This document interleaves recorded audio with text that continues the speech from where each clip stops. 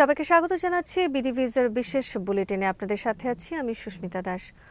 যুদ্ধ সম্পূর্ণ অবসানের 14 দফা প্রস্তাবের বিস্তারিত জানালো ইরান চলমান যুদ্ধের অবসান ঘটাতে 14 দফা প্রস্তাব দিয়েছে বলে দেশটির রাষ্ট্রীয় সংবাদ মাধ্যম ফার্স্ট নিউজ এজেন্সি জানিয়েছে। প্রতিবেদনে বলা হয়, যুক্তরাষ্ট্রের সঙ্গে সরাসরি যোগাযোগ না থাকলেও পাকিস্তানের মাধ্যমে পরোক্ষ বার্তা আদান প্রদান চলছে, যেখানে ইসলামাবাদ মধ্যস্থতাকারীর ভূমিকা পালন করছে। তেহরানের অভ্যন্তরীণ সিদ্ধান্ত গ্রহণ প্রক্রিয়া সম্পন্ন হওয়ার পর এই কূটনৈতিক চ্যানেল সক্রিয় করা হয়।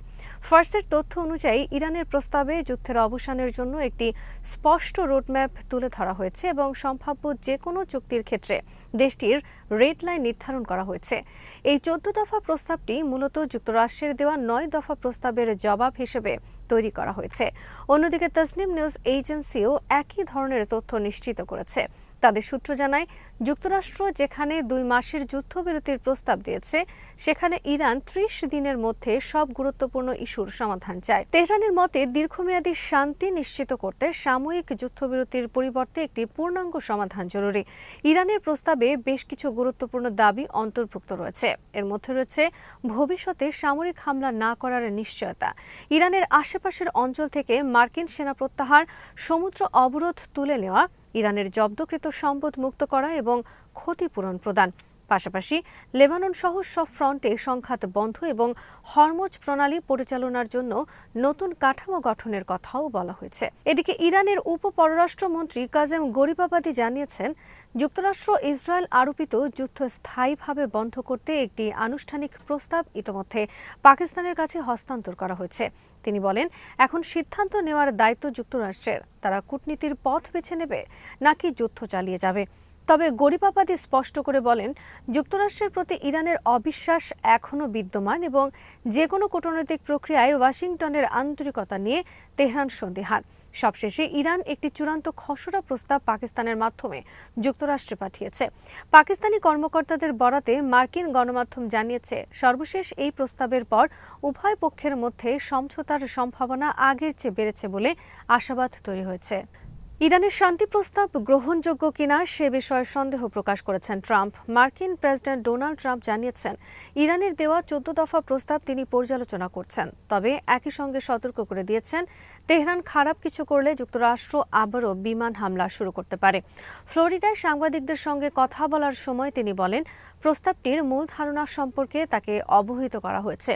যদিও কূটনৈতিক আলোচনার একটি সুযোগ তৈরি হয়েছে, তবুও ট্রাম্পের বক্তব্যে কঠোর অবস্থানই ফুটে উঠেছে। গত 7 এপ্রিল ঘোষিত যুদ্ধবিরতির পর সাময়িকভাবে সংঘাত থেমে থাকলেও তিনি ইঙ্গিত দিয়েছেন যে পরিস্থিতি যে কোনো সময় আবার উত্তপ্ত হতে পারে। তার ভাষায়, তারা যদি খারাপ কিছু করে তাহলে আবার হামলা হতে পারে। ট্রাম্প দাবি করেন, যুক্তরাষ্ট্র বর্তমানে শক্ত অবস্থানে রয়েছে এবং দীর্ঘ সংঘাত ও নৌ অবরোধের কারণে ইরান চুক্তির জন্য মরিয়া হয়ে উঠেছে। তবে নিজের সামাজিক যোগাযোগ মাধ্যমে দেওয়া এক পোস্টে তিনি বলেন, ইরানের প্রস্তাব গ্রহণযোগ্য হবে বলে মনে করা কঠিন, কারণ দেশটি গত 47 বছরে বিশ্বের প্রতি যে আচরণ করেছে তার জন্য এখনও যথেষ্ট মূল্য দেয়নি। ইরানের প্রস্তাবিত 14 দফার মধ্যে রয়েছে যুক্তরাষ্ট্রের নৌ অবরোধ প্রত্যাহার, যুদ্ধের ক্ষতিপূরণ প্রদান এবং জব্দ করা সম্পদ মুক্ত করা। এছাড়া শান্তি চুক্তি চূড়ান্ত করতে 30 দিনের একটি সময়সীমার প্রস্তাব দেওয়া হয়েছে, যা ওয়াশিংটনের দীর্ঘমেয়াদী পরিকল্পনার সঙ্গে সামঞ্জস্যপূর্ণ নয়। এই কূটনৈতিক প্রচেষ্টা এমন এক সময় এসেছে যখন ফেব্রুয়ারির শেষ থেকে শুরু হওয়া যুক্তরাষ্ট্র, ইসরায়েল ও ইরানের যুদ্ধ বর্তমানে 3 সপ্তাহের একটি নাজুক যুদ্ধবিরতির মধ্যে রয়েছে। তবে ইরানের Islamic revolutionary guard corps IRGC জানিয়েছে, তারা এখনও পূর্ণ প্রস্তুতিতে রয়েছে এবং যুক্তরাষ্ট্রের পূর্ববর্তী চুক্তিগুলোতে প্রতিশ্রুতি না রাখার কারণে সতর্ক অবস্থানে আছে। এদিকে ট্রাম্পের নৌ অবরোধকে লাভজনক ব্যবসা হিসেবে উল্লেখ করার মন্তব্য পরিস্থিতিকে আরও জটিল করে তুলেছে। ইরানের পররাষ্ট্র মন্ত্রণালয় এটিকে দস্যুতার স্বীকারোক্তি বলে আখ্যা দিয়েছে। সব মিলিয়ে যুদ্ধবিরতি থাকা সত্ত্বেও উভয় পক্ষের মধ্যে অবিশ্বাস, কৌশলগত মতপার্থক্য এবং প্রযুক্তিগত জটিলতা, বিশেষ করে হরমুজ প্রণালীতে মাইন থাকার বিষয়টি সমঝোতার পথে বড় বাধা হয়ে দাঁড়িয়েছে। যুক্তরাষ্ট্র মধ্যপ্রাচ্যের মিত্রদের কাছে $8.6 বিলিয়ন অস্ত্র বিক্রির অনুমোদন দিয়েছে। মধ্যপ্রাচ্যে চলমান যুক্তরাষ্ট্র ইসরায়েল বনাম ইরান সংঘাতের প্রেক্ষাপটে যুক্তরাষ্ট্র প্রায় $8.6 বিলিয়ন অস্ত্র বিক্রির অনুমোদন দিয়েছে। এই সিদ্ধান্তে গুরুত্বপূর্ণ ভূমিকা রেখেছেন মার্কিন পররাষ্ট্রমন্ত্রী মার্কো রুবিও। জরুরি পরিস্থিতি উল্লেখ করে কংগ্রেসের স্বাভাবিক পর্যালোচনা প্রক্রিয়া এড়িয়ে দ্রুত এই চুক্তিগুলো অনুমোদন করেন। ফেব্রুয়ারির শেষ দিকে শুরু হওয়া যুদ্ধে ইসরায়েল ও উপসাগরীয় দেশগুলো ইরানের ক্ষেপণাস্ত্র ও ড্রোন হামলার মুখে পড়ে। ফলে তাদের অস্ত্র ভান্ডার দ্রুত কমে যায় এবং আকাশ প্রতিরক্ষা ব্যবস্থার উপরে চাপ বাড়ে।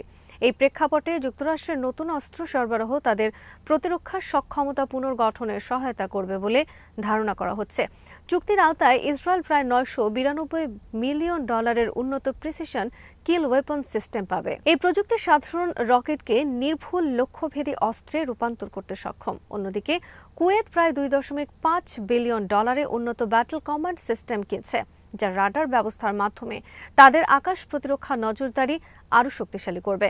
কাতার প্রায় $5 মিলিয়ন বিনিময়ে APKWS এবং তাদের প্যাট্রিয়ট মিসাইল সিস্টেম পুনরায় মজুত করবে। এই প্যাট্রিয়ট ব্যবস্থা শত্রুপক্ষের ক্ষেপণাস্ত্র আকাশেই ধ্বংস করতে সক্ষম এবং এটি যুক্তরাষ্ট্রের অন্যতম আধুনিক প্রতিরক্ষা প্রযুক্তি। একইভাবে সংযুক্ত আরব আমিরাত প্রায় $148 মিলিয়ন APKWS কেনার অনুমোদন পেয়েছে। যুক্তরাষ্ট্রের পররাষ্ট্র দপ্তর জানিয়েছে, এই বিক্রয়গুলো দেশটির জাতীয় নিরাপত্তার স্বার্থে জরুরি ভিত্তিতে করা হয়েছে। সাধারণত আর্ম এক্সপোর্ট কন্ট্রোল অ্যাক্ট অনুযায়ী কংগ্রেসের পর্যালোচনা বাধ্যতামূলক, কিন্তু জরুরি পরিস্থিতিতে সেই প্রক্রিয়া এড়িয়ে যাওয়া যায়। এদিকে জার্মানি থেকে 5,009 আরও অনেক সেনা সরাবে যুক্তরাষ্ট্র, এমনটাই জানিয়েছেন মার্কিন প্রেসিডেন্ট ডোনাল্ড ট্রাম্প। জার্মানি থেকে প্রাথমিকভাবে 5,000 সেনা সরানোর কথা থাকলেও ট্রাম্প জানিয়েছেন প্রকৃত সংখ্যাটি এর চেয়ে অনেক বেশি হবে। জার্মানি থেকে 5,000 সেনা সরিয়ে নেওয়ার বিষয়ে জানতে চাইলে ট্রাম্প বলেন, আমরা সেনার সংখ্যা অনেক কমিয়ে ফেলছে। আমরা 5,000-এর চেয়েও অনেক বেশি সেনা সরিয়ে নিচ্ছি। ইরানের সঙ্গে যুদ্ধ নিয়ে দুই মিত্র দেশের সম্পর্কের টানাপোড়েনের মধ্যে গত শুক্রবার পেন্টাগন জার্মানি থেকে সেনা কমানোর ঘোষণা দেয়। উল্লেখ্য, ইউরোপে যুক্তরাষ্ট্রের সবচেয়ে বড় সামরিক ঘাঁটিটি জার্মানিতেই অবস্থিত।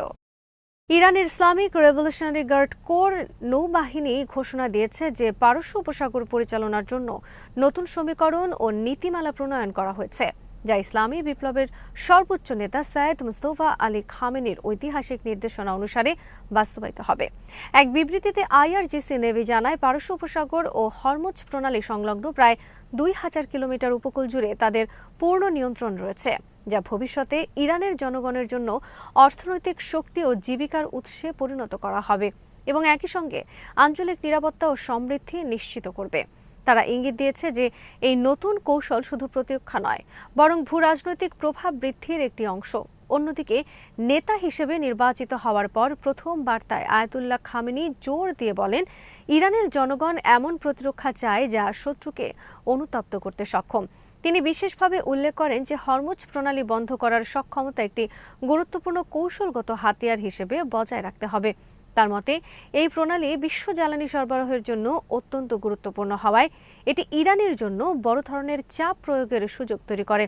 পাশাপাশি তিনি আরও জানান, সম্ভাব্য সংঘাত দীর্ঘায়িত হলে এমন নতুন ফ্রন্ট খোলার পরিকল্পনাও রয়েছে যেখানে প্রতিপক্ষের অভিজ্ঞতা কম এবং তারা দুর্বল অবস্থায় থাকবে। সামগ্রিকভাবে এই বক্তব্যগুলো থেকে স্পষ্ট যে ইরান পারস্য উপসাগর অঞ্চলে তার সামরিক ও কৌশলগত প্রভাব আরও শক্তিশালী করতে চায় এবং প্রয়োজনে তা আঞ্চলিক ও বৈশ্বিক রাজনীতিতে চাপ সৃষ্টির হাতিয়ার হিসেবে ব্যবহার করবে। রাশিয়ার পররাষ্ট্রমন্ত্রী সের্গেই লাভরভ যুক্তরাষ্ট্র ইসরায়েলের বিরুদ্ধে ইরানের ওপর চলমান যুদ্ধ পরিস্থিতি বন্ধে মস্কো সর্বাত্মক সহায়তার প্রস্তুতির কথা জানিয়েছেন। শুক্রবার এক টেলিফোন আলাপে তিনি ইরানের পররাষ্ট্রমন্ত্রী আব্বাস আরাকচির সঙ্গে আঞ্চলিক ও আন্তর্জাতিক পরিস্থিতি নিয়ে বিস্তারিত আলোচনা করেন। আলোচনায় লাভরভ রাশিয়ার দীর্ঘদিনের নীতিগত অবস্থান পুনর্ব্যক্ত করে বলেন, ইরানের বিরুদ্ধে যে কোনো সামরিক আগ্রাসন মস্কো নিন্দা করে এবং এই সংঘাত বন্ধে প্রয়োজনীয় সব ধরনের সহযোগিতা দিতে প্রস্তুত রয়েছে।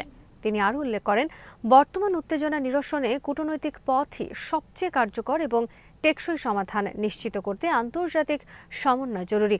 অন্যদিকে আরাকচি রুশ পররাষ্ট্রমন্ত্রীকে ইরানের দৃষ্টিভঙ্গি, কৌশল এবং চলমান উদ্যোগ সম্পর্কে অবহিত করেন, যা মূলত যুদ্ধ বন্ধ করা এবং অঞ্চলে স্থিতিশীলতা ফিরিয়ে আনার লক্ষ্যে গৃহীত হয়েছে। তিনি বলেন, ইরান সবসময় শান্তিপূর্ণ সমাধানের পক্ষে, তবে দেশের সার্বভৌমত্ব ও নিরাপত্তা রক্ষায় দৃঢ় অবস্থানে রয়েছে। দুই পক্ষই সম্মত হন যে মধ্যপ্রাচ্যে চলমান উত্তেজনা কেবল আঞ্চলিক নয়, বৈশ্বিক স্থিতিশীলতার জন্য হুমকি তৈরি করছে। তাই দ্রুত সমাধান প্রয়োজন। আলোচনায় পারস্পরিক সহযোগিতা জোরদার, কূটনৈতিক তৎপরতা বৃদ্ধি এবং সংঘাত নিরসনের সমন্বিত প্রচেষ্টার উপর গুরুত্ব আরোপ করা হয়। আজ এখানে শেষ করছি। সবাই ভালো থাকুন, সুস্থ থাকুন আর দেখতে থাকুন বিডি ভিউজ। চ্যানেলটি ভালো লাগলে সাবস্ক্রাইব করুন, সংযুক্ত থাকুন আমাদের ফেসবুক পেজে।